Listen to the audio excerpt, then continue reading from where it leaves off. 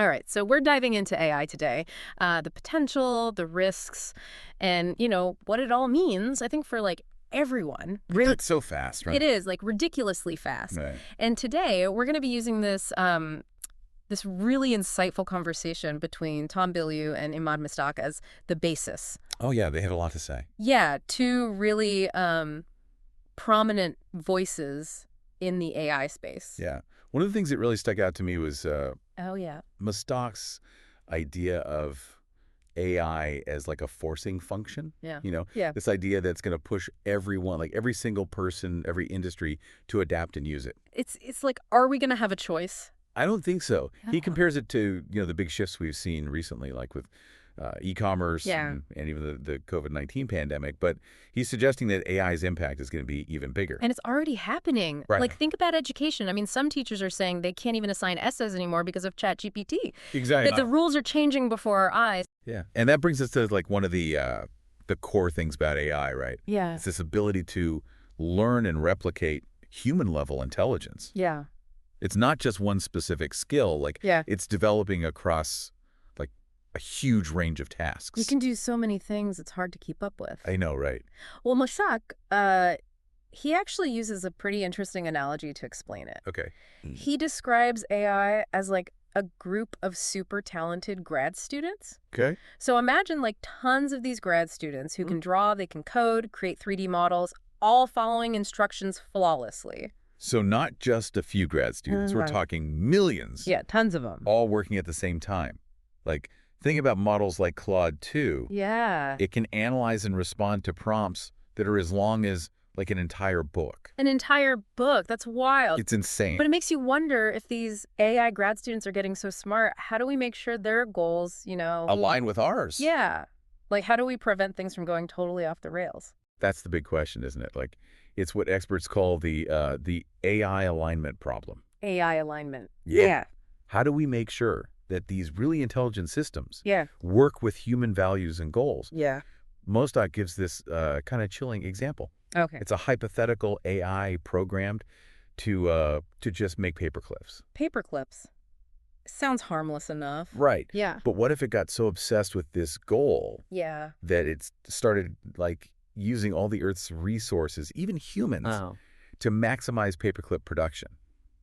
You see? Okay. Yeah. That's a little scary. Right. Yeah. It's a bit dystopian. It shows how AI, if it's misaligned, Mhm. could have these unintended, Unintended consequences. yeah, maybe even catastrophic consequences. Right. Okay. So the concern is definitely valid. Yeah. I see that. But I'm also curious what Mostaque thinks about how to actually guide AI in the right direction. He doesn't really think perfectly aligning the superintelligence is possible, does he? He doesn't, no. He thinks instead we should focus on something called intelligence augmentation. Okay. So it's about developing AI as a tool to enhance our capabilities, not, replace us altogether. So more like a superpowered partner Exactly. than a potential overlord. Yeah. Exactly. He sees AI as a powerful force for good, and his focus is on building it to benefit humanity. I like that idea a lot better. Yeah.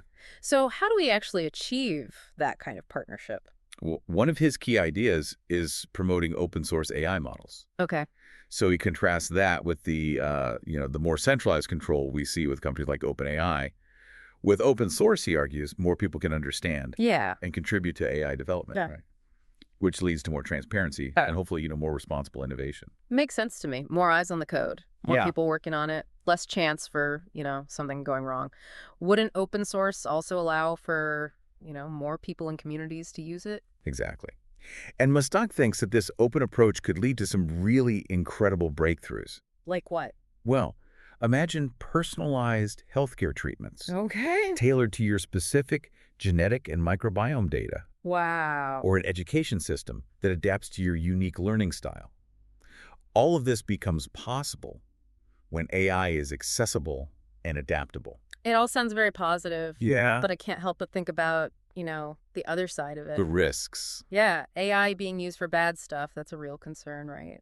Absolutely. We're already seeing the rise of deep fakes and the spread of misinformation online. Yeah. It's a huge problem. And this is all happening now. Right. With relatively early stage AI. Exactly. So just imagine Yeah. what could be possible as this technology becomes even more Yeah, sophisticated. that's what scares me. I spend a lot of time online, and it's already getting hard to tell what's real and what's fake. Yeah, that's a valid concern. It's going to take a lot of different approaches to tackle it. Like what? Well, Mostaque mentions robust content authentication standards. Okay. So we need ways to verify where information comes from and if it's real. What about blockchain? Could that help? Mm-hmm. Could, yeah, definitely. No. Blockchain's ability to track data's history and ensure its integrity could be super valuable. Mm-hmm. But even with all these technical solutions, Yeah. there's still the human element. Right. Yeah. Mostaque brought up this thing called frequency bias. What's that? So even if we know something's fake, seeing it over and over again can still influence us. So it's not enough to just identify it. Yeah. We still have to be careful what we're exposed to. That's kind of unsettling. It is. It shows how we need to be good critical thinkers, Yeah. good at evaluating information. Yeah. We have to be more discerning in this age of AI, So we've talked about a lot. Runaway AI, misinformation, so many challenges. There are, yeah. But Mostaque is surprisingly optimistic. Okay. He emphasizes that the future of AI isn't set in stone, It's going to be shaped by the choices we make today. It's still up to us, kind of. Kinda, yeah. Yeah. And that's what we'll talk about in the next part of our deep dive. Okay, I'm ready for more. Stay with us as we continue to explore AI and what it means for all of us. We just talked about the potential and the challenges of AI. Right. Now, let's really get into the specifics. How will AI change our world? And how can we get ready for these changes? One of the, I think, biggest concerns is AI's impact on jobs. It makes sense to be worried about that. Yeah. As AI gets better, Mm-hmm. It'll be able to do a lot of the tasks that humans do now. So yeah, it makes you question the future of work. What happens to people whose jobs are, taken over by AI? And it's not just factory jobs or things like So, that. yeah. It's white collar jobs too, right? Absolutely. Mostaque was talking about how AI is going to disrupt professions like lawyers, Yeah. doctors, even programmers, like Mhm. the people who actually build AI. That's crazy. It is, yeah. He was talking about how programming itself might completely change. So right now, we write code to tell computers what to do. But imagine if AI could just understand our intentions, Okay. without needing all that code. So then what happens to all the programmers? It's kind of like they created the thing that makes their job obsolete. Right. It's a paradox. And it's not just programmers. This applies to so many jobs. Mm-hmm. We need to be thinking about how work is going to change. Yeah. What new skills will people need? How do we create opportunities in this new world? It's a lot to think about. And it's not just, the economic side of things. Right. Mostaque also brought up this idea of an existential crisis AI could bring about. Oh, yeah. A crisis of meaning, It's true. AI is forcing us to ask this age-old question. What does it mean to be human? Especially when machines are getting better than us at so many things. It's like those sci-fi movies Right. where the robots become self-aware and then Yeah. humans are questioning their place in the universe. I know, right? Yeah. It's starting to feel less like fiction now. And this anxiety is even stronger with how personalized AI is becoming. How so? Well, imagine an AI companion that knows you Yeah. better than you know yourself, your thoughts, fears, desires. That is both fascinating and scary. Right. What happens to us as individuals when we have these AI extensions of ourselves? And are we okay with an algorithm having all that information about us? Right. The control, that's another thing. It's complicated. And it gets even more complicated when we think about AI manipulating our emotions, right? We talked about frequency bias, Yeah. but Mostaque also points out that companies like Facebook already use AI to, personalize content, maybe even influence how we feel. They do that now. It's going to get worse. If we're seeing this with, basic AI, just think what it'll be like as it advances. Imagine being flooded with propaganda Oh, tailored to each person. that's terrifying. It is, yeah. That's why we need ethical guidelines, regulations. We need to be careful about who controls this technology and how they use it. But like we've been saying, AI is moving so fast. It is. Experts are surprised by how quickly it's developing. It almost feels like we created something that's, getting out of control. I know what you mean. It's a bit of a scary thought. Yeah. But this is exactly why we need to have these conversations now. Yeah. While we can still kind of steer the ship, we need to ask ourselves, what kind of future do we want with AI? Yeah. And, more importantly, what future do we not want? This brings us back to that AI alignment issue. You mentioned that Mostaque doesn't think it's possible to perfectly align superintelligent AI, so Yeah. where does that leave us? Well, he thinks a more decentralized open source approach is better. Okay.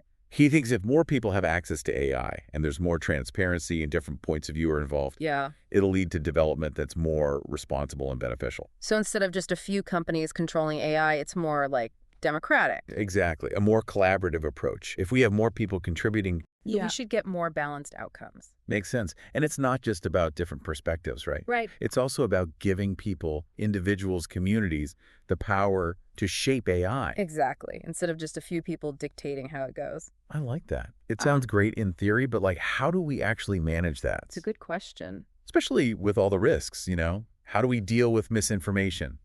How do we make sure AI isn't used for bad things? These are important questions, and there's no easy answer. But Mostaque suggests content authentication standards. Okay. Maybe even using blockchain to track the source of information and make sure it's real. This could help with deepfakes and all that. That's a good start. But even if we figure out the technology, there's still the human element. You're right. How do we teach people to think critically, to be media literate, when so much information is made and changed by AI? That's where education and awareness come in. We have to equip people with the skills to evaluate information, question sources, and not just accept things at face value. It's about understanding how AI works Okay. and the impact that has on our lives. So it's both, right? Technical solutions and teaching people to be more aware. Exactly. We need both. And this brings us back to Mostaque's idea of intelligence augmentation. Remind me what that means again. It's about using AI to make humans better, not to replace us. We use its strengths, but we also recognize its limitations. Yeah. We work with AI, not for it. So it's not about building AI that's smarter than us, but AI that works with our intelligence. Exactly. And that requires a change in how we think about AI, Okay. both how we develop it and how we use it. Yeah. We need to see it as a tool that can help us solve problems, reach goals, and unlock possibilities. So it's really about changing our relationship with AI. Less fear, less competition, more collaboration. Yes. And that's super important. It's about seeing AI as an opportunity, not a threat. It's an opportunity to improve ourselves, solve problems, and make a better future for everyone. That's a nice thought. But how do we make sure everyone benefits from this future? We've talked about job losses, misinformation, even like an existential crisis. Yeah. How do we deal with all that and make sure AI serves us and not the other way around? That's a great question. And it leads us to the final part of our deep dive. Okay. We'll explore some strategies for dealing with this AI revolution and how to create a future that works for everybody. Stay tuned for that. So we've talked about the potential of AI and like some serious concerns about what it could mean for all of us. Now, like what can we actually do? How can we navigate this AI revolution? Where do we even begin? Well, I think a great first step is to, educate ourselves. The more we understand about AI, what it can do, what it can't do, Yeah. the better we can make decisions about its development, how it's used. So like reading articles, listening to podcasts, looking stuff up online seems simple enough, but I bet a lot of people feel like intimidated by the technical side of it, like, oh, I'm not a programmer. I don't get any of this. Yeah, I get that. Yeah. But you really don't have to be a coding expert to understand the basics of AI. There are tons of resources out there that explain it in a way that's easy to grasp. And honestly, the more you learn, Right. the less scary it seems. It's like anything new, Right. The more you're exposed to it, the less intimidating it is. So knowledge is power. Educate ourselves. What else? Talk about it. Have conversations about AI. Like with who? Friends, family, colleagues, anyone who'll listen. Right. Share your thoughts, anxieties, hopes for the future. So basically, get the conversation going, and Yeah. not just in the tech world. Right. This isn't just a tech issue. It's a Yeah. societal issue. Everyone's going to be affected by AI, so we all need to be talking about it. And not just in those echo chambers where everyone agrees. Exactly. We need to hear from people with different views, Yeah. different backgrounds, different values. I mean, that's how we challenge our own assumptions, right? Exactly. And maybe find some common ground. These conversations, they can also lead to action, right? For sure. We can start advocating for, policies that promote responsible AI development, Okay. support organizations working to reduce the risks. We can even, get involved in AI development ourselves. Wait, hold on. You're saying like we can be involved in developing AI. What if we're not programmers? That's the great thing about this open source movement that Mostaque's talking about. There are tools and resources for anyone to use. So you don't have to be like a coding genius to contribute. Nope, not at all. So even if we're not writing code, we can still help shape what AI becomes. Exactly. There are all sorts of ways to get involved, from contributing to data sets to testing out AI models. Every bit helps. That's really cool. So we've got educating ourselves, talking about it, getting involved. What else can we do to like get ready for this AI-powered future? Honestly, it's a lot to wrap my head around. It is, yeah. It's a lot to take in. The world's changing so quickly. We need to learn to be adaptable. So learn new things, be open to new ways of thinking, Yes. and, adjust to new realities. That's going to be key. It is, yeah. Like that growth mindset idea, Mm. but for society. Right. It's not just about personal growth now. It's about, like, our whole society growing and adapting. You got it. This ability to adapt Yeah. is going to be crucial as we face the challenges and the opportunities that AI brings. We got to be open to change, willing to learn, and, evolve with it. Okay, this is all great advice, but I think it's understandable to feel kind of overwhelmed by, the sheer scale of this AI revolution. Is there anything we can do to, like, not be so anxious about it? I totally get it. It can feel overwhelming. Yeah. But just remember, you're not alone in this. So many people are feeling the same way, asking the same questions. Yeah. We're all figuring this out together. That's good to hear. We're not alone in this. It's like a shared human experience. It is, yeah. And that actually brings up another good point. Focus on the human side of things. What do you mean? Well, we talked about how AI could lead to isolation, people feeling disconnected, Right. but it can also be used to, strengthen our connections. True. It doesn't have to be this isolating force. We could use it to connect with people who have similar interests. Exactly. Learn from each other, work on projects together, Yeah. build bridges, not walls, like you said before. Exactly. And don't forget, AI can free up our time and energy by, automating those boring tasks. Sure.